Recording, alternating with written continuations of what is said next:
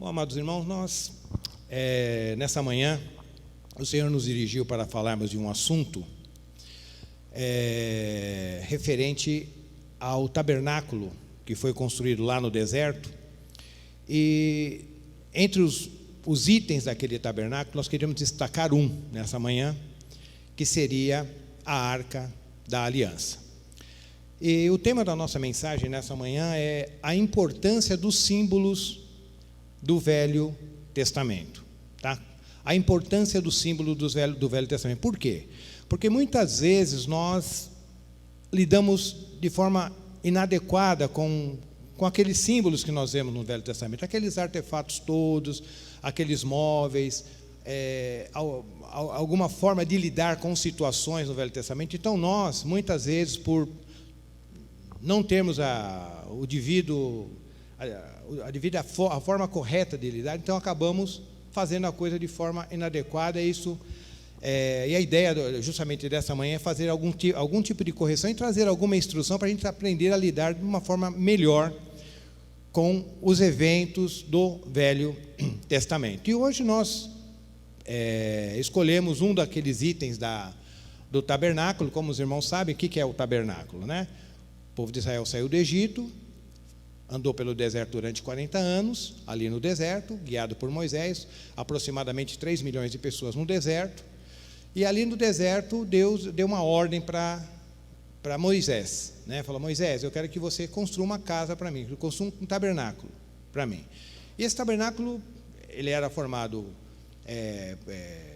os materiais, né? Tinha bronze, prata, ouro, tinha madeira, tinha panos, tecidos. Então, foi construída uma casa com todos esses elementos, para que ali Deus pudesse se manifestar ao seu povo.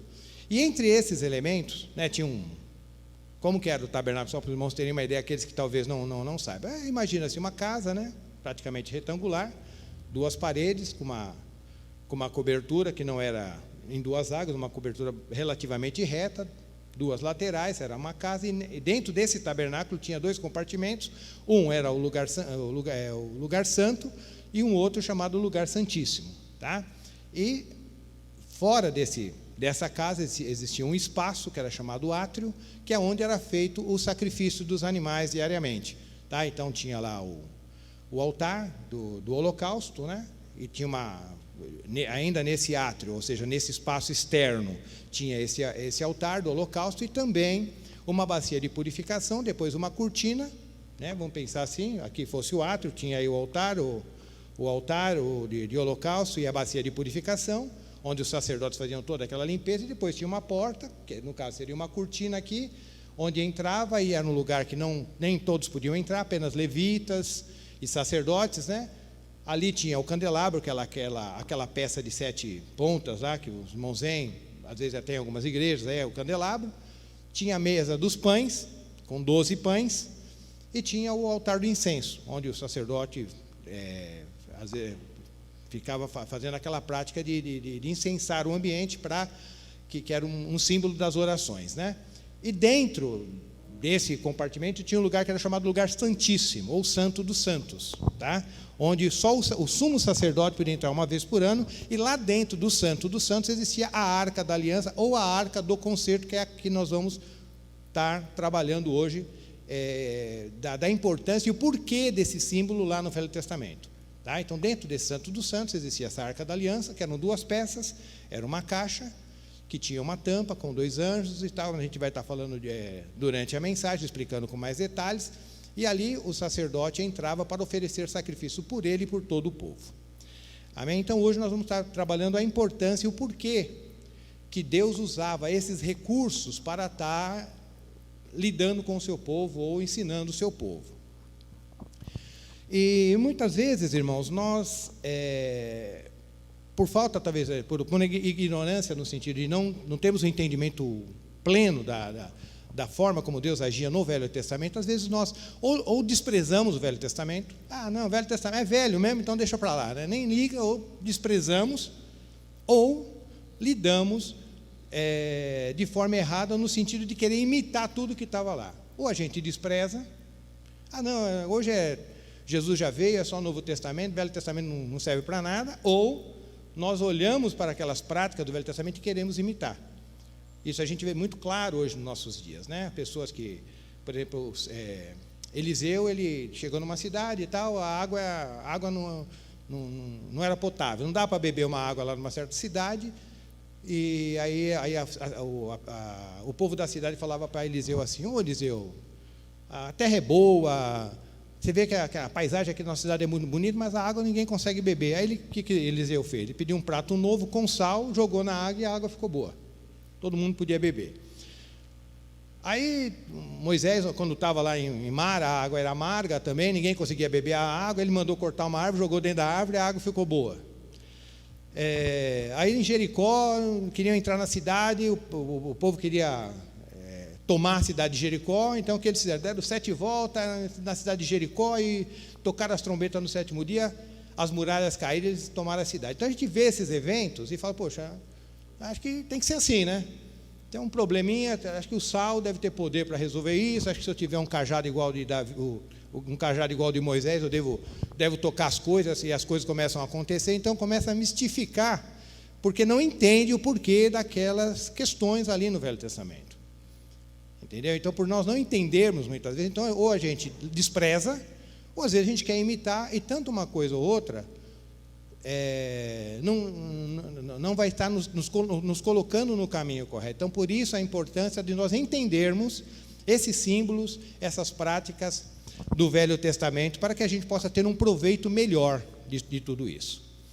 E na verdade, qual é o sentido hoje para nós do Velho Testamento? Nós estamos na Nova Aliança, então, mas qual é o sentido hoje do Velho Testamento para nós que estamos na Nova Aliança? Teve um irmão, um dos pais da igreja, né, lá no início, talvez no 4º século, chamado Agostinho, os irmãos já devem ter ouvido falar, alguns chamam de Santo Agostinho.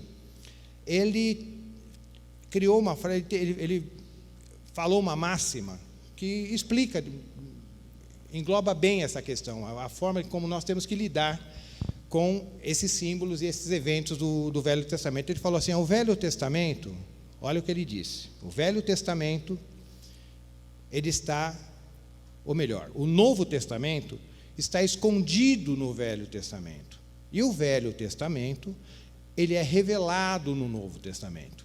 Então nós precisamos, irmão, dessas duas partes para que a gente possa ter um melhor aproveitamento das Escrituras. Então alguém chega assim: mas o Velho Testamento, como eu já ouvi falar, e muitos irmãos na história até desprezaram mesmo, o Velho Testamento não serve para nada. Então, uma vez perguntaram para um irmão, o que é mais importante, a palavra de Deus ou a oração? O que é mais importante? O cristão ser uma pessoa de oração, ou o cristão ser uma pessoa estudiosa da palavra, por exemplo? Aí alguém respondeu assim, olha, pergunta para um pássaro, qual a asa mais importante, a asa esquerda ou a asa direita? E muitas vezes nós fazemos isso com as Escrituras. O que é mais importante, o Velho Testamento ou o Novo Testamento? Se você ficar só com o Novo, você vai ficar um pássaro de uma asa só, ou uma pessoa com uma perna só. E se você ficar só com o Velho, vai ser na mesma, porque um completa o outro. Então, por isso é importante nós entendermos, aprendermos a lidar, para que a gente não fique manco, para que a gente não voe com uma asa só. Tá? Então, o Velho Testamento nada mais é do que sombra daquilo que havia de vir, como está lá em Colossenses. Ele é uma representação daquilo que havia de vir. O que é uma sombra? Os irmãos já andaram no sol e viram a sua própria sombra, a sombra de alguém? Você vê a sua sombra, você sabe, isso aqui deve ser a sombra de um ser humano.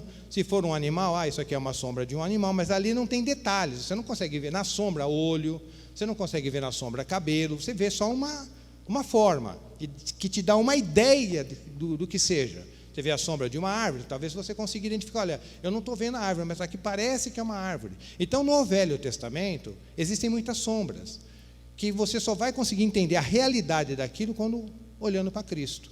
Então, por isso, eu vou ler a Bíblia, viu, irmãos? Eu estou fazendo essa introdução, eu vou ler a Bíblia. Mas eu estou fazendo essa introdução longa, é justamente para quando nós entrarmos no texto, nós entendemos a importância daqueles símbolos, a importância daqueles objetos, a importância de muitos fatos. Lógico que nós não vamos abordar tudo isso hoje, para que nós entendamos melhor e tenhamos um proveito melhor das Escrituras. Amém? Então, hoje nós vamos trabalhar com esse símbolo. A Arca da Aliança, que era aquela peça, aquele móvel que ficava dentro do Santo dos Santos, que era aonde Deus se manifestava para justificar o pecado do povo anualmente. Então, vamos abrir lá, irmãos, em Êxodo, capítulo 37. Êxodo, capítulo 37, versículos de 1 a 9, que diz assim: Bezalel fez a arca de madeira de acácia, então, principalmente essa questão, a madeira, que é justamente nisso que a gente vai trabalhar bastante também. Então, Bezalel, ele era um artífice da época, né, que foi escolhido entre o povo para estar fazendo essas peças do tabernáculo e sendo responsável ali por toda aquela construção junto com outros irmãos. Bezalel fez a arca de madeira, de acácia ou de cetim, em algumas traduções, com 1,10 m de comprimento, então era uma caixa com 1,10 m de comprimento, 70 centímetros de largura e 70 centímetros de altura. Então ele fez essa caixa de madeira, e no 2 diz que ele revestiu de ouro puro por dentro e por fora, e fez ao redor uma moldura de ouro. Aí no 3 diz: fundiu 4 argolas de ouro que fixou sobre 4 pés da arca, 2 argolas de um lado e 2 argolas de outro. Então era uma caixa que tinha 2 argolas em cada lado externo da caixa, e depois aparelhou varas de madeira de acácia e a revestiu de ouro. Então tinha a caixa, 4 pés, melhor dizendo, em cada lado da caixa tinha 2 argolas, que depois eram enfiadas 2 varas para que as pessoas pudessem carregar. 5. Colocou-as nas argolas laterais da arca para que pudesse ser transportada. Então existiam aquelas argolas para que pudesse passar as duas varas para que ela pudesse ser carregada. Fez a tampa da arca o propiciatório também de ouro puro. Então nós falamos da caixa, só que essa caixa tinha uma tampa, tá? Essa tampa era chamada propiciatório, aonde Deus se manifestava e justificava o povo naquelas idas anuais do sumo sacerdote. Então, mas só que essa tampa da arca, que chamava propiciatório, ela era de ouro puro. Era uma tampa totalmente de ouro, né? 1,10 m de comprimento por 70 centímetros de largura, para se encaixar corretamente ali. Confeccionou também 2 querubins de ouro puro. De ouro batido os fez nas 2 extremidades do propiciatório. Um querubim numa extremidade e outro na extremidade oposta. Ele os fez formando um só conjunto, com um propiciatório em ambos os lados dele. Então ele fez essa tampa totalmente de ouro, tá? Então, irmãos, imagine uma tampa, em cima dessa tampa tinha 2 querubins com as asas abertas olhando para baixo, um de um lado e outro de outro, tá? E em cima dessa tampa que era chamada propiciatório, e tudo isso foi feito de ouro puro. Os querubins tinham as asas estendidas para cima, como eu já falei, cobrindo com elas o propiciatório. Estavam de frente um para o outro, com o rosto voltado em direção ao propiciatório, um de frente para o outro, com a asa aberta, olhando para a tampa para baixo, voltado em direção ao propiciatório. Aí, voltando com os irmãos, então a caixa era de madeira, não lembram? Caixa de madeira, com todas aquelas medidas, e a tampa totalmente de ouro. Mas a caixa era de madeira revestida de ouro. Aí vem a pergunta: por que será que Deus não fez tudo de ouro? Por que será que Ele fez uma parte de ouro, uma parte de madeira, e cobriu essa madeira com ouro? Então, aí começa o nosso entendimento, como nós podemos interpretar essas questões, esses símbolos do Velho Testamento. E a madeira que foi escolhida, A madeira que foi escolhida é essa madeira, justamente essa madeira de acácia que está aqui no versículo 1 do 37. Foi escolhida essa madeira de acácia. Então, era uma madeira específica. E por que essa madeira? Por que não foi uma outra madeira? Ou cedro, ou carvalho, ou sei lá o quê, uma outra. Por que essa madeira especificamente? Essa árvore, irmãos, acácia, ela só dava no deserto. Era uma árvore do deserto.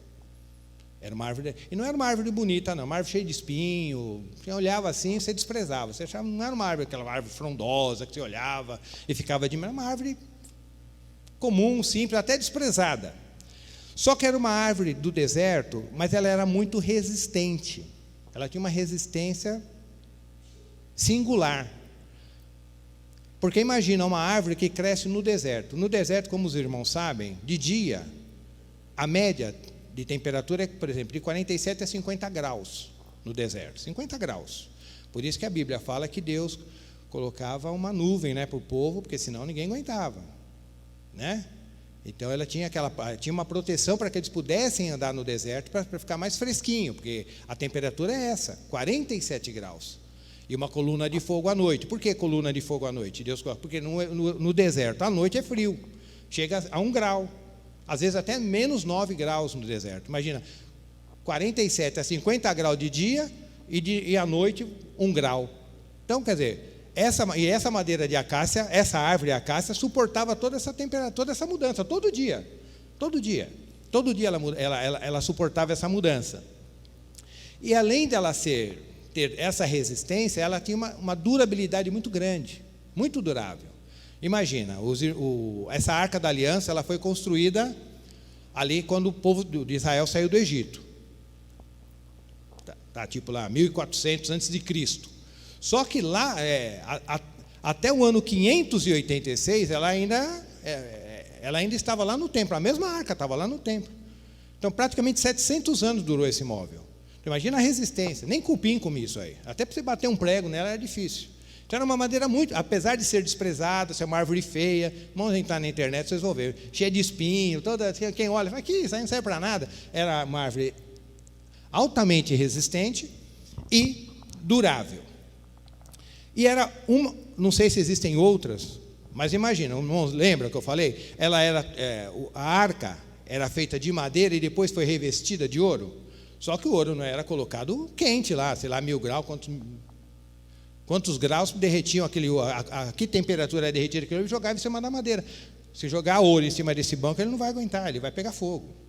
Ouro derretido, na temperatura que era jogado nessa madeira, ele vai derreter. Essa madeira não é uma madeira ruim, de má qualidade, mas não vai resistir.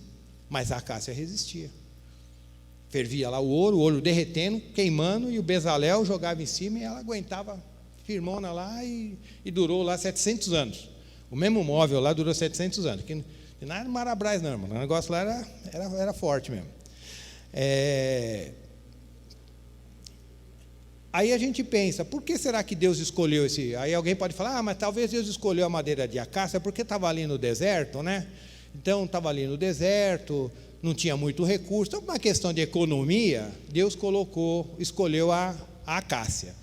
Ou talvez não tinha muito recurso, e aquela coisa toda, o pessoal não estava com muito dinheiro, estava no deserto, então falava, vamos facilitar, né? Nada disso.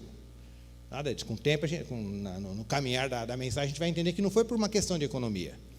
Era realmente uma representação disso, tinha um propósito de ter escolhido aquela madeira. Até porque, lá em Êxodo 35, 6, 9, Deus pediu para o povo trazer os materiais para construir o tabernáculo. Então Deus falou, olha, eu quero que o povo me traga materiais para construir o tabernáculo. Só rapidamente, vamos dar uma lida lá em 36, de 6 a 9, os materiais que Deus escolheu. Desculpa, 35. Em Êxodo 35, desculpa aí, Luizinho, 35, de 6 a 9, olha os materiais que Deus pediu para esse povo.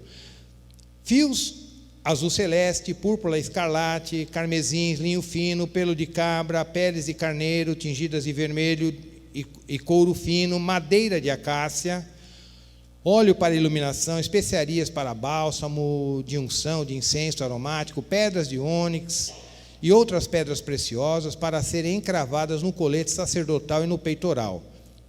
E no 5, né, que eu acabei lendo logo 6, então diz assim, ó, fazeis, o 35:5, fazei entre vós uma coleta para o Senhor. Todo aquele que tiver um coração generoso, leve ao Senhor como oferta ouro, prata e bronze, e depois os 6, continua toda essa lista que eu falei. E a madeira de acácia está inclusa nesses itens. Então, o que aconteceu? Aí Deus pediu isso aí tudo para o povo. Olha, vocês me tragam ouro, prata, bronze, tecido, madeira, óleo, pedra preciosa. Traz tudo. Pediu lá para aquela 3 milhões de pessoas que estavam ali no deserto. Aí o que aconteceu? Deus pediu tudo isso aí. Será que o povo trouxe, irmãos? Será que o povo foi lá, aquele ouro que ele tinha, os brincos que as mulheres tinham, tirar os brincos da orelha, será que deu isso aí para Deus mesmo? Ou será que eles guardaram? Vamos ver lá. No 36, diz 6 e 7. Então ordenou Moisés, e sua orientação foi proclamada em todo o acampamento, dizendo: nenhum homem ou mulher deverá fazer mais objeto algum para ser oferecido à construção do santuário. E desta maneira o povo foi impedido de trazer mais contribuição. Então Moisés falou: não quero mais que vocês tragam nada para o tabernáculo. Será que Moisés estava nervoso com o povo? Por que Moisés deu essa ordem? Olha o 7. Porque o que haviam recebido era mais que suficiente para realizar toda a obra essobejava. Então o povo trouxe tanta coisa que os construtores falaram: manda parar, porque não tem como a gente fazer nada, porque o pessoal traz e a gente não consegue. Está suficiente. Então, não foi por economia que Deus pediu a madeira de acácia, o propósito era outro. Deus poderia ter feito tudo de ouro, mas ele não conseguiria passar a mensagem que ele gostaria de passar se ele não fizesse através desse material. Então, se Deus podia fazer, por exemplo, a arca de ouro, todo o tabernáculo de ouro, porque essa madeira de acácia foi usada, né, na arca, mas foi usada também nas paredes, em tábuas, foi usada em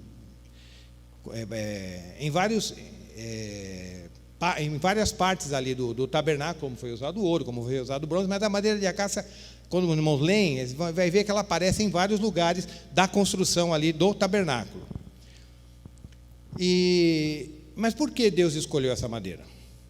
Irmãos, lembra que era uma madeira dura, a madeira que só dava no deserto, só naquela região do deserto, era uma madeira dura, resistente a calor, resistente a calor, resistente a frio, dura de trabalhar. Para trabalhar com ela exigia muito esforço do profissional. Não era qualquer profissional que trabalhava com ela, exigia muito esforço, porque ela não era uma madeira muito mole, era madeira firme, dura, devido à sua resistência. Mas por que essa madeira especificamente? Como eu disse para os irmãos, nós temos que entender os símbolos do Velho Testamento. Então, tudo que está ali tem uma razão, tudo que está ali representa alguma coisa, é sombra de uma coisa futura. E aquela madeira de acácia, irmão, nada mais era do que ele estava representando a humanidade de Jesus. Aquela, não só a arca, mas como toda aquela construção e outros símbolos do Velho Testamento, estava sempre apontando para Jesus Cristo e representando a pessoa do nosso Senhor. E aquela madeira de acácia representava o quê? A humanidade de Jesus. Porque o Verbo se fez carne e habitou entre nós, cheio de graça e de verdade. Jesus, ele veio, quando veio ao mundo, ele não veio sem, ele era Deus, 100% Deus, mas ele veio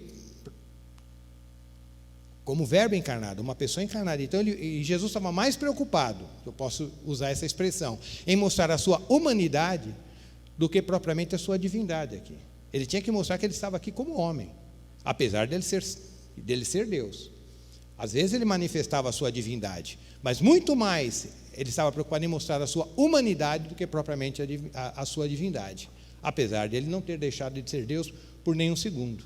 Então as duas naturezas estavam nele. Mas só que quando ele estava aqui entre nós, quando estava ali, pelo menos entre os apóstolos, quando veio aqui para habitar entre nós, ele veio para manifestar a sua humanidade. Então, essa humanidade nada mais é do que essa madeira de acácia, nada mais representa do que a humanidade de Cristo, que depois foi revestida de majestade, de divindade.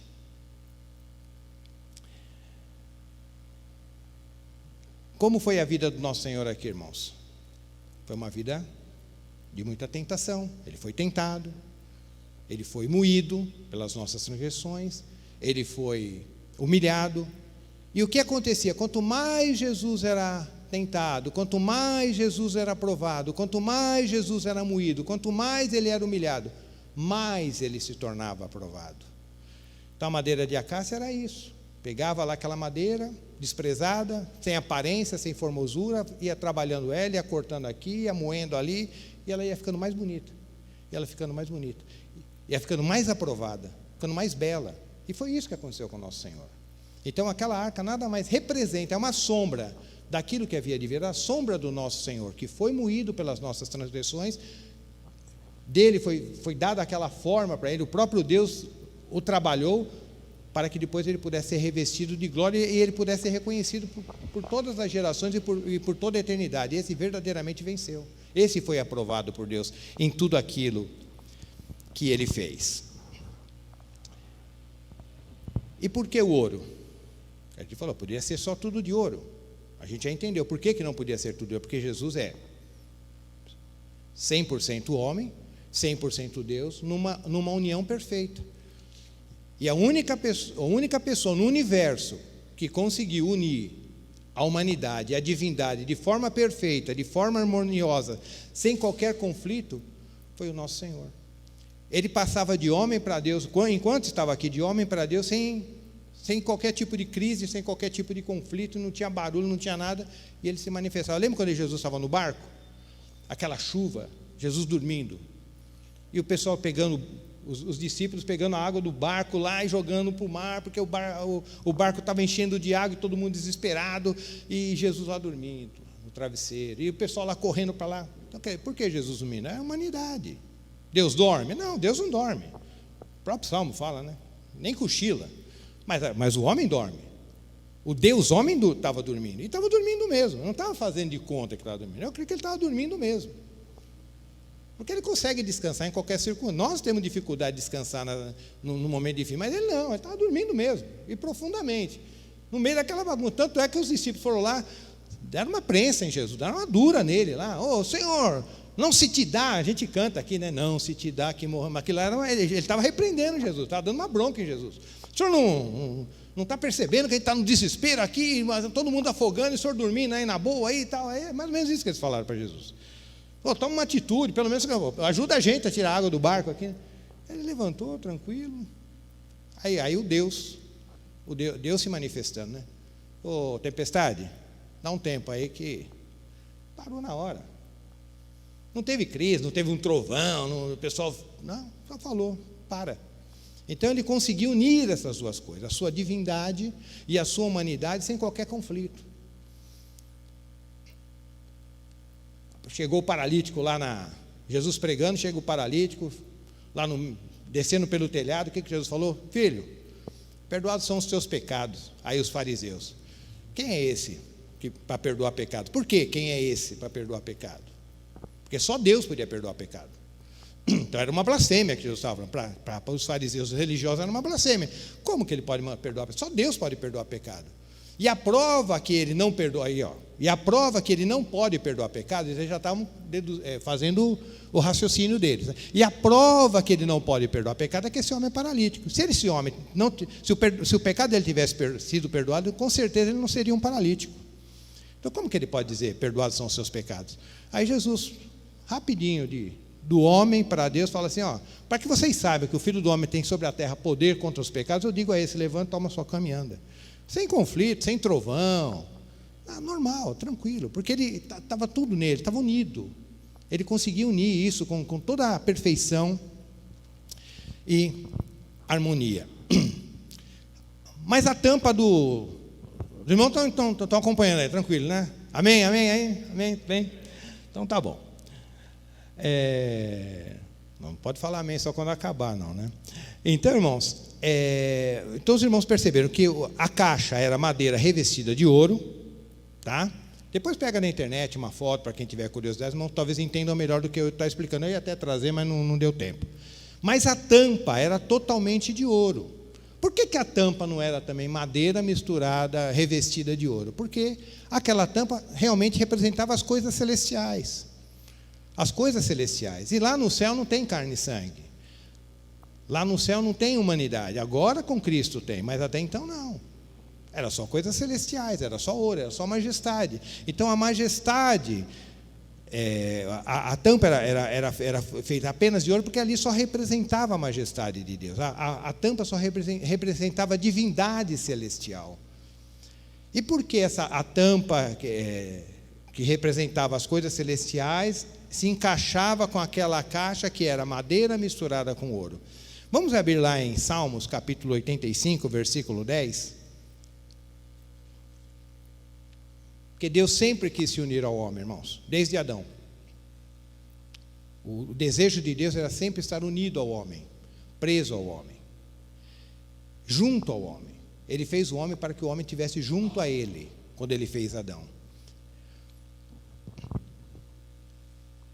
E como Adão falhou, então o último Adão, ou o segundo homem, como diz a Bíblia, ele restaurou esse problema que Adão causou por causa do seu pecado. Então o amor e a fidelidade se encontrarão, a justiça e a paz se beijarão. Então é isso que acontecia ali na arca. Cristo, que representava, através daquela arca, aquela madeira revestida de ouro, se uniu, que era a paz, Jesus é a nossa paz, se unia com a justiça que vinha do céu, que é aquela tampa de querubim. Então, quando os dois juntos, eles estavam, como figura de linguagem, eles estavam como se beijando, quer dizer, o céu se unindo com a terra, ou seja, a divindade se unindo com a humanidade. Isso só foi possível em Jesus Cristo, irmãos. Por isso Deus nos recebe. Por isso Deus nos recebe. Porque Cristo possibilitou, abriu esse caminho, do homem se unir novamente com Deus. Isso não é um mérito seu, não é um mérito meu. Não, mas eu sou uma pessoa, depois que eu me converti, antes até bagunçava, mas agora eu sou uma pessoa justa, boa, faço o melhor. Tudo bem, é importante, ande assim. Mas o que possibilita a minha união com Deus hoje é justamente a obra de Cristo. Ele ter se deixado ser talhado, moído, humilhado, para que a glória de Deus pudesse o revestisse, para que ele fosse revestido de glória e nos desse acesso hoje a Deus. O homem que andou aqui pela terra agora dá acesso a todos aqueles que creem nele para terem acesso a Deus. Então, a paz e a justiça se beijou. E hoje, irmãos? E hoje, será que Jesus ainda continua com essa mesma humanidade lá no céu? Porque hoje ele está lá no céu. E nós dizemos que a arca da aliança era a humanidade junto com a divindade, junto ali. E hoje, será que Jesus continua com essa mesma humanidade? Existe um texto, irmãos, lá em Timóteo 2,5, que fala que só há um mediador entre Deus e os homens, a saber, Jesus Cristo, o homem. Nós temos um homem lá no céu, irmãos, um homem perfeito, um homem vencedor no céu. Nós só podemos ir para a glória, irmãos, por causa que Jesus venceu. Se ele não tivesse vencido o pecado, nós não poderíamos estar na presença de Deus, ainda que Deus nos amasse. Mas por causa da justiça de Deus, ele não poderia nos receber. Mas por causa de Jesus Cristo, por ele ter cumprido a justiça de Deus, isso nos dá acesso a Deus. E hoje nós podemos crer que nós temos um homem perfeito na glória, revestido de glória, lá no céu, para que nós possamos ter um acesso com ousadia, como dizem Hebreus, à presença de Deus. Então, nós temos, hoje Jesus está na glória, revestido de ouro e por dentro madeira de acácia. Hoje nós temos um homem no céu, logicamente um homem espiritual, coberto de majestade, lá no céu. Ele não mudou, irmãos. Ele foi para o céu, ele só ficou só majestade, só poder. Não, ele majestade e poder, mas continua mantendo a sua humanidade. Como nós podemos dizer isso? Lembra quando Paulo estava perseguindo os cristãos? Aí ele estava indo ali para Damasco, estava indo perseguir os cristãos, aí apareceu no meio-dia aquele resplendor, aquele sol, mais forte que o sol do meio-dia, como Paulo diz, e falou, aí quando Paulo viu aquilo, ele caiu por terra, e todo mundo também caiu, e ninguém estava entendendo o que estava acontecendo. Aí veio uma voz dizendo assim, Paulo, por que você me persegue? Aí ele falou assim, quem és tu, Senhor? A quem eu persegui? Eu sou Jesus Nazareno, a quem você está perseguindo. É dura coisa para você, Paulo, lutar contra os aguilhões. Você está sofrendo muito lutando contra os aguilhões, Paulo. Agora, por que eu estou citando essa passagem? Imagine, irmãos, o Senhor de toda a terra, Jesus, Senhor de toda, vindo em toda a sua glória, se apresenta para um homem e fica perguntando para ele, ô Paulo, por que você está me perseguindo? Que chance que Paulo tinha contra Jesus? Que chance qualquer ser humano, qualquer rei, teria contra o Senhor? E o Senhor fala dessa maneira. Por que Jesus fala assim? Por que você está me perseguindo, Paulo? Com toda essa mansidão, com toda essa paciência, porque Jesus continua sendo o mesmo Jesus que andava aqui na terra. O coração dele não mudou, irmãos. O coração de Jesus não mudou. Muitas vezes eu via pessoas falando, eu gostaria de viver lá no tempo dos apóstolos, ver conhecido Jesus. É lógico, até eu gostaria, né? Mas assim, como se quando você, pela fé, encontrar Jesus na glória, ele vai ser diferente daquele que andou na Galileia 2000 anos. Não, o coração é o mesmo. O coração dele não mudou. Ele continua sendo manso e humilde do coração do mesmo jeito. Ele não perdeu a sua humildade, a sua mansidão, porque ele foi revestido de glória. Porque é isso que nos garante. É isso que nos garante. Porque ele venceu aqui, irmãos, como homem. Ele não venceu aqui como Deus. Ele foi vencedor aqui na terra, ele venceu as hostes espirituais da maldade, venceu o diabo. Quando ele falou, aí vem o príncipe das trevas, ele não tem nada em mim, ele estava falando isso como homem, porque ele foi um vencedor como homem. E por isso ele teve que ser recebido diante de Deus, um homem perfeito, um homem aprovado por Deus. Então isso é muito importante. Então, e por ele se manter esse homem glorificado, o coração dele continua o mesmo. Paulo, por que me persegues? Vamos lá em Apocalipse. Vamos lá em Apocalipse. Lembra quando João teve aquela visão do Senhor? Lá na ilha de Pátimos. Apocalipse capítulo 1, de 10 a 18, não sei se eu vou ler inteiro. Apocalipse capítulo 1, de 10 a 18, diz assim, então no dia do Senhor achei-me, isso João, né? E no dia do Senhor achei-me exaltado no Espírito, quando ouvi atrás de mim uma voz forte, como um som de trombeta, é o Senhor Jesus, na sua divindade, que dizia, escreve em um livro o que vês, e envia a 7 igrejas, Éfeso, Esmirna, Pérgamo, Tiatira, Sardes, Filadélfia e Laodiceia. Voltei-me para observar quem falava comigo. Voltando-me, vi 7 candelabros de ouro, e entre os 7 candelabros, alguém semelhante a um ser humano, então Jesus não perdeu a sua humanidade porque ele está na glória, vestindo uma longa túnica que chegava a seus pés e um cinturão de ouro ao redor do seu peito. Sua cabeça e seus cabelos eram brancos como a lã, tão brancos quanto a neve, e seus olhos como uma chama de fogo. Olha a imagem que João viu lá, um homem com cabelos brancos como a neve, os olhos como chamas de fogo. Seus pés reluziam como metal quando é refinado em fornalha ardente, e a sua voz como a voz de muitas águas. Tinha em sua mão direita 7 estrelas, e da sua boca saía uma espada com 2 gumes afiados. Seu rosto era como o próprio sol, quando brilhava em todo o seu esplendor. Quem pode resistir a uma coisa dessa? João estava vendo tudo aquilo. Um olho como chama de fogo, aqueles pés reluzentes, aquele rosto que parecia o sol. Assim que admirei, olha o que aconteceu, assim que João admirou tudo aquilo, caía a seus pés como se eu estivesse morto. Ele desmaiou, de tanta glória. Então ele, olha aí, agora a humanidade se manifestando, no meio de todo aquele esplendor, no meio de toda aquela glória, no meio de todo aquele fulgor, de toda aquela majestade. Olha como o nosso Senhor age com o seu servo, quando o seu servo não resistiu àquilo e caiu como um morto. Assim que o admirei, caí a seus pés como se eu estivesse morto. Então ele colocou a sua mão direita sobre mim. Isso é coisa de Deus, irmãos? É coisa de homem. É coisa de quem tem um coração manso. Isso é coisa de quem ama. Colocou a sua mão direita sobre mim e disse-me: não temas, não tenha medo. Eu sou o primeiro e o último. Como que não é para ter medo numa situação daquela? Quem que é o pavor? Ia reter, ia controlar o pavor naquele momento. Mas ele falou: não tenha medo.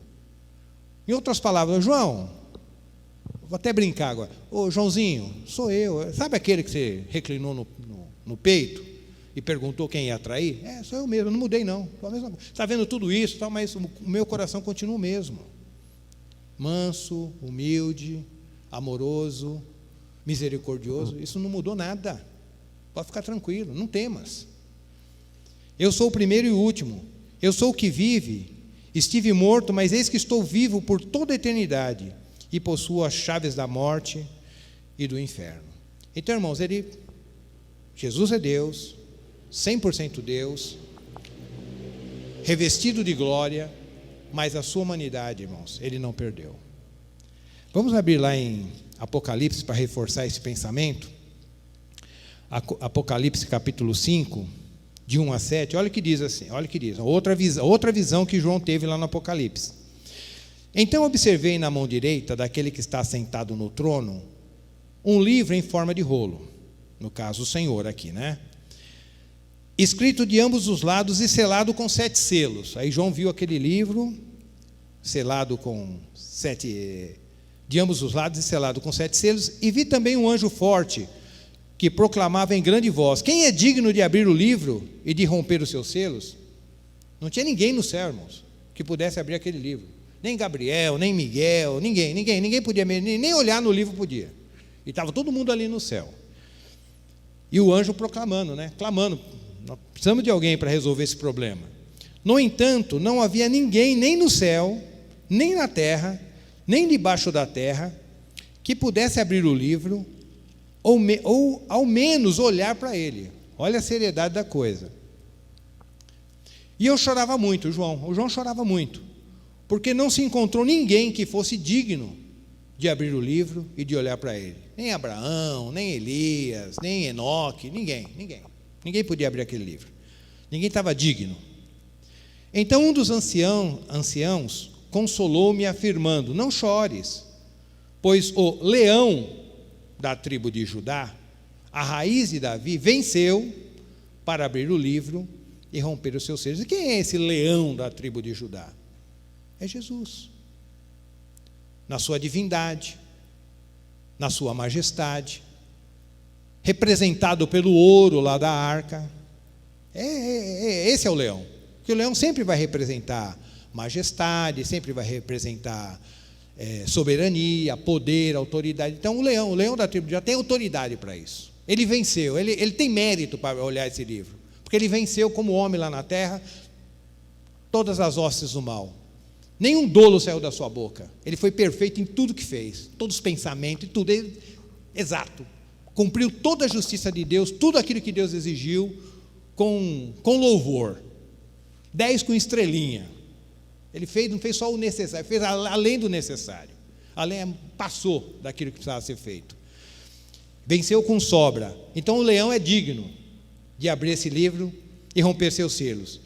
Nisso, aconteceu que reparei no meio do trono e dos 4 seres viventes, e entre os anciãos, em pé, um cordeiro que parecia estar morto, e tinha 7 chifres e 7 olhos, que são os 7 Espíritos de Deus, enviados a toda a terra. Ele veio e pegou, mas não era um leão?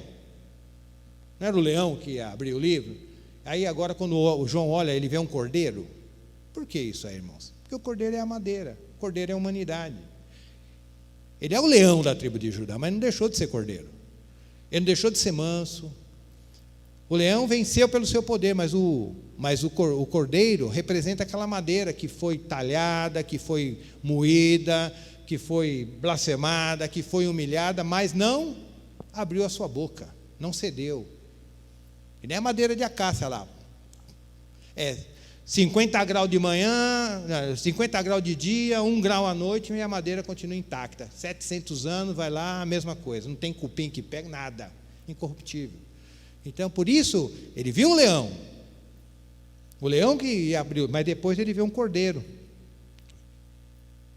Ele veio, pegou o livro da sua mão direita, e quem não podia nem olhar no livro, ele foi lá e pegou o livro. Por quê? Porque ele venceu.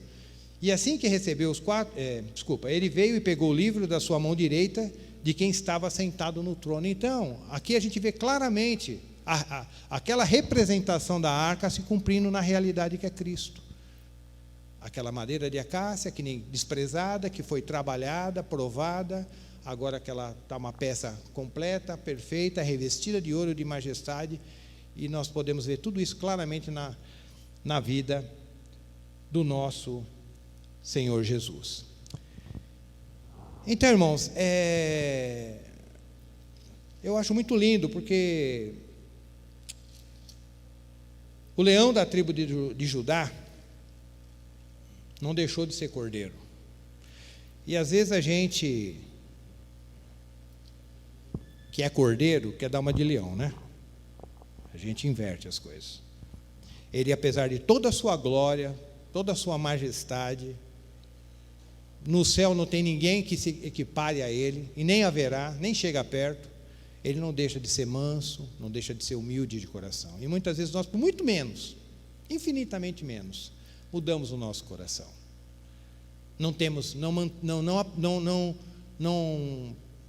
Aprendemos com o exemplo de Jesus, que sendo Deus, não teve por usurpação ser igual a Deus. Quando estava aqui na terra, ele podia fazer o que ele quisesse. Ele podia pedir, como ele falou, se eu quisesse, eu pedia aí 7 legiões de anjos, não sei nem quantas legiões ele falou, agora não me lembro, e resolvi essa situação aqui. Mais de 80 mil anjos aí, só para resolver essa questão, mas eu não vou fazer isso. Não vou. Por quê? Porque eu sou cordeiro. Eu não sou só leão, eu sou cordeiro. Quando preciso agir como leão, eu vou agir, mas quando tem que agir como cordeiro, eu vou agir. Quando tiver que ser manso, eu vou ser manso. E quando tiver que ser firme, eu vou ser firme. Porque ele consegue ter todo esse equilíbrio. Mas quando ele estava aqui, como diz lá já encerrando, em Filipenses, como nós dissemos no início, ele sempre foi Deus. Ele não veio, quando ele veio para a terra, ele deixou de ser Deus. Ele continuou sendo Deus. Mas mesmo assim, ele sabia fazer esse trânsito com perfeição. Então, para encerrar, irmãos, vamos abrir as Bíblias lá em Filipenses capítulo 5, versículos 5 e 11, de 5 a 11, para que nós possamos aprender com o Senhor. É lógico, nós nunca vamos ser o cordeiro que ele foi, mas ter humildade de olhar para ele e falar: Senhor, se o Senhor é assim, então tem misericórdia de mim. Tende em vós o mesmo sentimento que também houve em Cristo Jesus. Filipenses capítulo 2, de 5 a 11. Tende em vós o mesmo sentimento que houve também em Cristo Jesus, o qual, tendo plenamente a natureza de Deus, não reivindicou ser igual a Deus, mas pelo contrário, esvaziou-se a si mesmo, ou seja, tornou-se cordeiro, tornou-se uma madeira de acácia, mas pelo contrário, esvaziou-se a si mesmo, assumindo plenamente a forma de servo, tornando-se semelhante aos seres humanos. Assim, na forma de homem, humilhou-se a si mesmo, entregando-se à obediência até a morte e morte de cruz. Por isso Deus o exaltou sobremaneira, ou seja, uma vez ele aprovado, Deus o revestiu de ouro. Por isso Deus o exaltou sobremaneira a mais elevada posição e lhe deu um nome que está acima de qualquer outro nome, para que o nome de Jesus se dobre todo o joelho, dos que estão nos céus, na terra, debaixo da terra. Então, diante desse leão que venceu, todos têm que se dobrar. E toda língua confesse que Jesus Cristo é o Senhor, para a glória de Deus Pai. Irmãos, que Deus nos abençoe. Espero que a palavra tenha falado aos vossos corações. Vamos ficar em pé. Já peço que os jovens já venham tomar os seus lugares.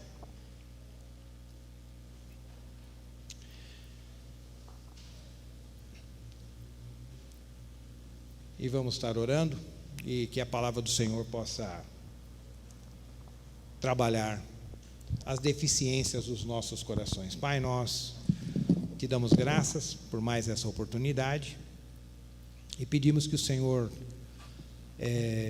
guarde os nossos corações e as nossas mentes. Tu sabes, ó Deus, as nossas deficiências, Tu sabes como nós somos duros de coração, Tu sabes como nós não temos o mesmo sentimento que o Senhor tem, como nós somos soberbos, arrogantes, e o Senhor, em toda a Tua glória, não deixou de ser o Cordeiro de Deus.